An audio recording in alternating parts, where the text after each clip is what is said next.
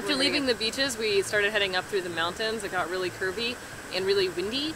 We pulled over to put armor on. It had been so hot that we weren't wearing all of our armor. Yeah. And we pulled over under an underpass, and we all had to like help each other hold our bikes from falling over while we put armor on. We stopped at the town of Salina Cruz and mentioned how windy it was, and everyone's like, oh, it gets way worse the direction you're going. We spotted off on the horizon some windmills, which is always a good sign that the wind is about to get even worse. A lot of them were spinning out of control, and some of them were completely stopped. Later we found out that the windmills have like an emergency shut-off, and if the wind exceeds 70 miles an hour, they just stop. So the wind was at least 70 miles an hour. The gusts were the worst. It was like a tornado. Felt like people were pushing our bikes over at a 45-degree angle and beating us back and forth for like 2 hours.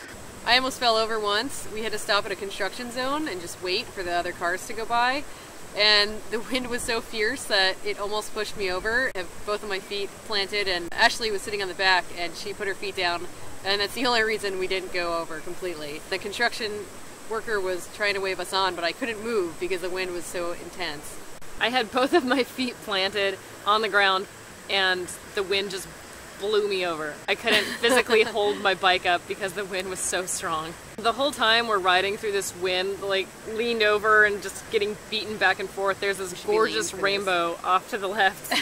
After all of that, we were all pretty miserable and uncomfortable. And we rode past an underpass. Andrea was apparently looking to camp under there.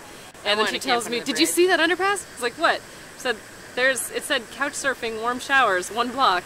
So we turned around, went back 1 block, and were greeted into the warm and welcoming home of Lupita and Rodrigo.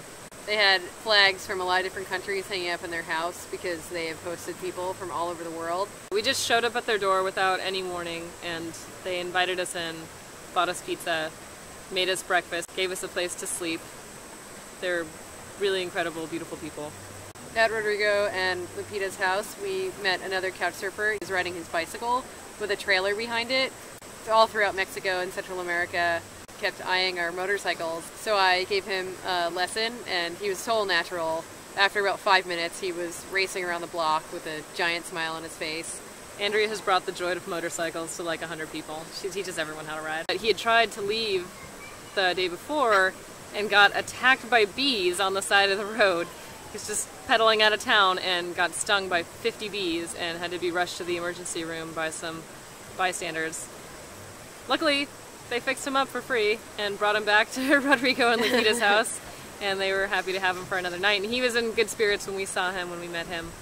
But he was concerned about leaving again because they said the bees would still be there, and on the bicycle, you're just too slow and they'll just come after you. You can't get away. So we thought it would be a great idea to tow him past the bees at a higher speed, so we attached him to Brant's bike and gave it a go.